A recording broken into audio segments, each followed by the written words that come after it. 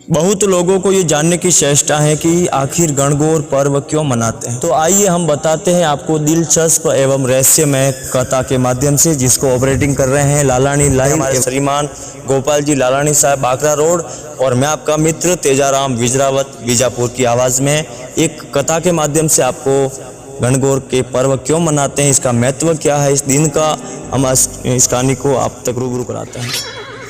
ये कहानी उस राजा की है जिसके नाम के गीत आज राजस्थान के हर घर में गाए जाते हैं। ये उस समय की बात है जब हिंदुस्तान पर अफगान लुटेरों और सुल्तानों के हमले हो रहे थे। ये वो लोग हैं जो धन संपत्ति के साथ साथ खासकर महिलाओं, हिंदू स्वासनी यानी कुंवारी कन्याओं को अगवा करना और उन्हें हरम की दासियां बनाना अपना जीत का आधार मानते थे।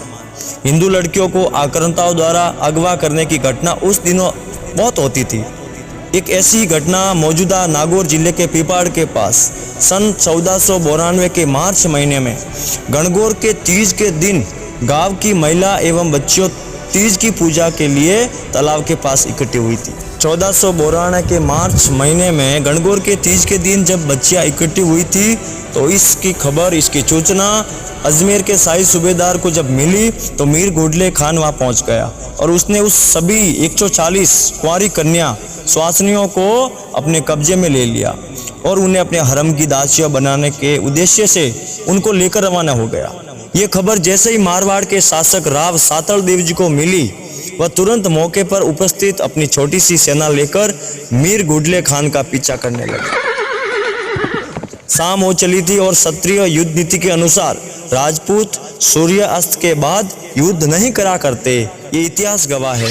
राजपूत सूर्यास्त के बाद युद्ध नहीं करते हैं। मंत्रियों ने राव सातल देव जी को युद्ध नीति एवं साथ ही सुबह तक मीर का मुकाबला करने लायक सेना इकट्ठी कर लेने की बात कहकर सुबह तक प्रतीक्षा करने का निवेदन किया, लेकिन राव सातल देव जी ने अपने मंत्रियों के उस प्रस्ताव को तुरंत ठुकरा दिया।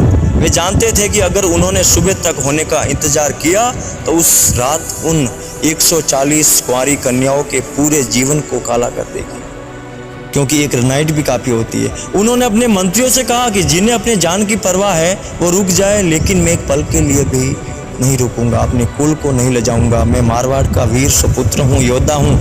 मारवाड़ के महान शासक राव सातल देव जी जोधपुर के संस्थापक राव जोधा जी के पुत्र और बीकानेर के संस्थापक राव बीकाजी के भाई थे। उन्होंने अपनी छोटी सी सेना के साथ मीर का पीछा किया और उसे पीपाड़ के थोड़े ही आगे स्थित कोसाना गांव, पीपाड़ के थोड़ा से आगे गांव है कोसाना गांव, पहुंचने से पहले ही उसको रोक दिया। कहते हैं राव सातल देव जी को देखते ही गुडले खान का चेहरा सफेद पड़ गया। उसने मारवाड़ के शासक की वीरता के बारे में सुना था। अपने राजा को देखकर बेड़ियों से बंदी कन्याओं के मुख से भय और निराशा अचानक गायब हो गई। अचानक उस कन्याओं की दशा और मीर को देखते ही राव सातल देव जी को इतना गुस्सा आया कि समझाइश की कोई कोशिश किए बिना उन्होंने मीर और उस सेना पर आक्रमण कर दिया। ग्रामीण कथा कहती है कि मारवाड़ की सेना उस अफगानों पर ऐसी टूट पड़ी जैसे भेड़ों के झुंड पर शेर टूटते हैं। संख्या और हथियारों में बड़ी होने के बावजूद भी अफगान सेना बिखर गई। मारवाड़ का एक एक वीर 10-10 अफगानों पर भारी पड़ रहा था। यमलोक दिखाकर वीर गति प्राप्त कर रहा था। मीर की अधिकांश सेना मारी गई और वो जो बचे थे वो अपनी जान छुड़ाकर भाग निकले। कहते हैं कि मीर गुडले खान ने इतना भारी सुरक्षा कवच पहन रखा था कि कोई भी हथियार उसका कुछ इतने में राव सातल देव ने मीर के कवच और सिर के कवच के बीच में जो गैप होता है, बीचों बीच गर्दन पर अपनी तलवार से ऐसा वार किया कि मीर गुडले खान का सिर कटकर शरीर से अलग हो गया। मीर का ये हालत देखकर बच्चे कुछ अफगान सैनिकों ने मारवाड़ की सेना के सामने हथियार डाल दिए। राव सातल देव जी के आदेश पर उनकी सेना ने राव सातल देव जी के आदेश पर उनकी सेना ने सभी स्वासनियों कुंवारी कन्याओं को बेड़ी से आज़ाद कर दिया और सूबेदार मीर गुडले खान का सिर उन स्वासनियों को उस सतीत्व की रक्षा के सबूत के तौर पर उपहार स्वरूप दे दिया। राव सातल देव जी ने खुद उस स्वासनियों को सुरक्षित उनके गांव तक पहुंचाया। उन बच्चियों को 140 कुंवारी कन्याओं को अपने गांव तक पहुंचाया। ऐसे ऐसे वीर योद्धा उसी रात युद्ध के घावों के कारण उन्होंने वीर गति प्राप्त कर ली।